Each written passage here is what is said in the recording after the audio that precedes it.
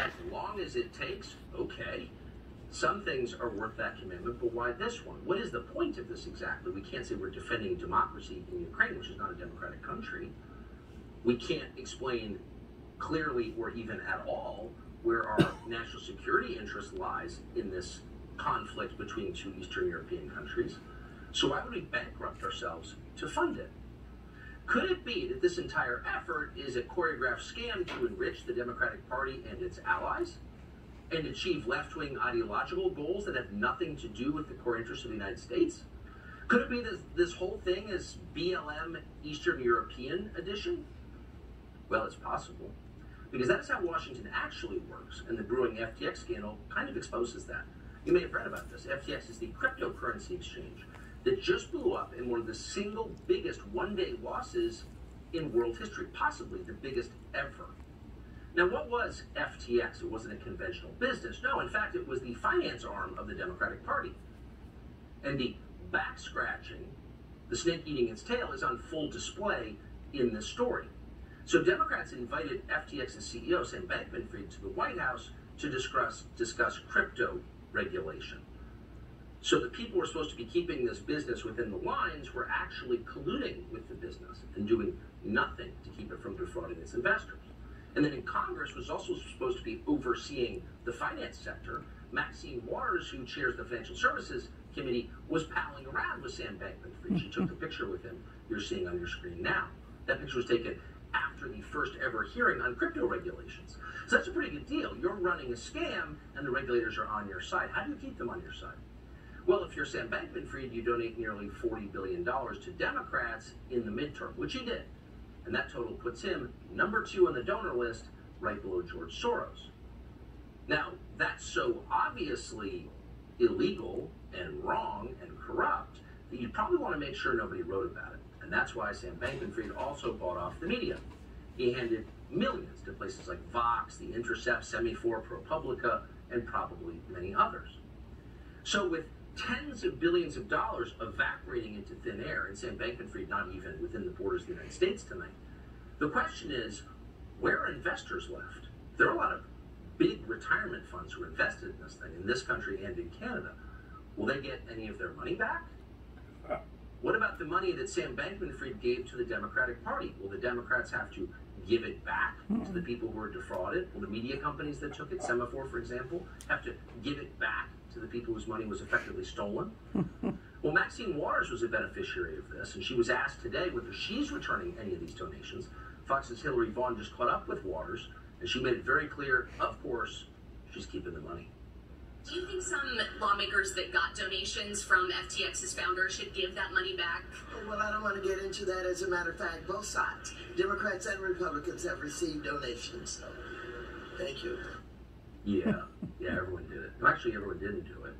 This was the finance arm of the Democratic Party. One of the biggest stories of the year, maybe the last 10 years. We're going to have a lot more on it tomorrow and in the weeks to come. But why are we telling you about it tonight? We're telling you about it because you should know that FTX was also in partnership with the government of Ukraine, because all threads return to the same spool. It'd be interesting to know how much money, if any, Ukraine funneled back to FTX, which then wound up in the hands of Democrats running for Congress in this last cycle. We don't know the answer. An audit might tell us. There has been no audit. Today in the House, Marjorie Taylor Greene has been demanding an audit, but to no avail so far. And that means the tens of billions of your tax dollars the Biden administration has shoveled to the government of Ukraine remain, as of tonight, completely unaccounted for. We don't know what happened to the money. And still the Ukrainians are demanding more and trying to get us into a world war that would benefit us in no way. Are Republicans supporting this? Could any Republican possibly support this? More money for Ukraine with no audit? Any Republican who does deserves, at the very least, a lifetime of scorn. One who doesn't is Thomas Massey, who represents the Commonwealth of Kentucky in the Congress. He joins us tonight. Congressman, thanks so much for coming on. So it seems pretty clear that this story was planted by the U.S. intel agencies on the AP wire to convince you in the Congress to send another tranche of $37 billion to the government of Ukraine. That feels like manipulation by our intel agencies to me.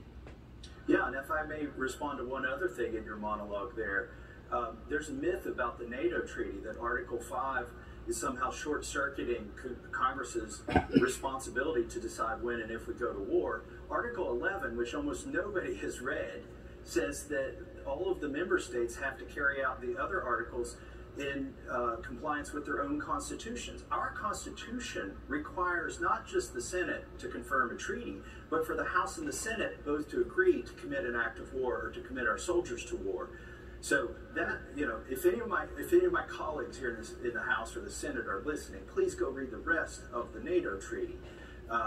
As far as the money, Tucker, they're doing something very despicable here with these last tranches of money. We had a clear-cut vote on about $40 billion, and we had 57 Republicans. Those are your true conservatives who voted against that $40 billion.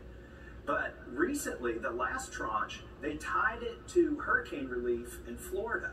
So think about this. If you wanted to help hurricane victims in Florida with your vote in Washington, D.C., you had to increase the chance that we would have victims of nuclear war. It's despicable and it's wrong, and they're going to try and do that with the next tranche of money. They're going to tie it to more disaster relief and other government funding.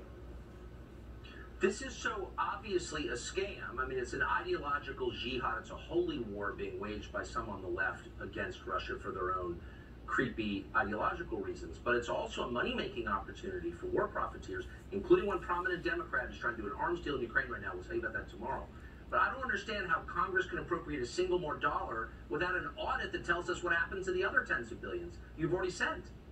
That's right. We should absolutely refuse to send another single penny there until we get an audit and an inspector general. Senator Rand Paul tried to make this stand in the Senate, only got 11 of his colleagues there to agree that we need an inspector general. Look, in Afghanistan, we were spending about $50 billion a year. We're on course to spend about twice of that in Ukraine, and we had an inspector general in Afghanistan. We absolutely need one here. We found all sorts of waste, fraud, and abuse from Inspector General John Sopko. So we need one here in the Ukraine immediately. And we shouldn't be sending any more money. And there's one other thing we should demand. The guy that you quoted there said, we'll do it for as long as it takes. The thing we never had in Afghanistan and we don't have in Ukraine is, what is your definition of victory? Are you going to retake Crimea? What's your definition of victory? The American voters deserve to know. Well, regime change in Moscow, of course, is the goal of this. So Republicans now officially, as of an hour ago, control the House of Representatives. Republican control of one chamber of Congress. Can you stop this? We can absolutely stop this. Now, it might, unfortunately, the Democrats are going to pass a spending bill here in the lame duck, and some senators are probably going to go along with that in the Senate, Republicans, unfortunately, which will tie our spending hands until September 30th of 2023. But there's going to be two types of bills. For your viewers, I want them to know this. There's going to be two types of bills that pass the Republican Congress. Imaginary pretend messaging bills that are going to be full of great policy. We're going nowhere in the Senate. The second type of bill is spending bills. And on these spending bills, we need to demand that we defund these things. All of the executive orders need to be defunded, and we certainly shouldn't be sending another penny to Ukraine. It's just crazy how many Republicans got hoodwinked by this scam. It really is the foreign policy version of BLM, and they're still going along with it, and it blows my mind. I appreciate your clarity. Congressman Thomas Massie of Kentucky. Thank you. Thank you, Tucker. This is Fox News Alerts. We just told you the Associated Press has made a call, is projecting the Republicans will, in fact, take control very narrowly of the House of Representatives. Joe Biden has issued this statement, quote, "I congratulate Leader McCarthy on Republicans winning the House majority and ready to work with House Republicans to deliver results for working families," none of which he means. As of now, Republicans are projected to control at least 218 seats in the House and maybe a few more. In the Senate, Democrats will retain the majority. They have 50 seats. That gives them control of the chamber because, of course, the vice president cast the tie-breaking vote. There is a runoff in Georgia in December.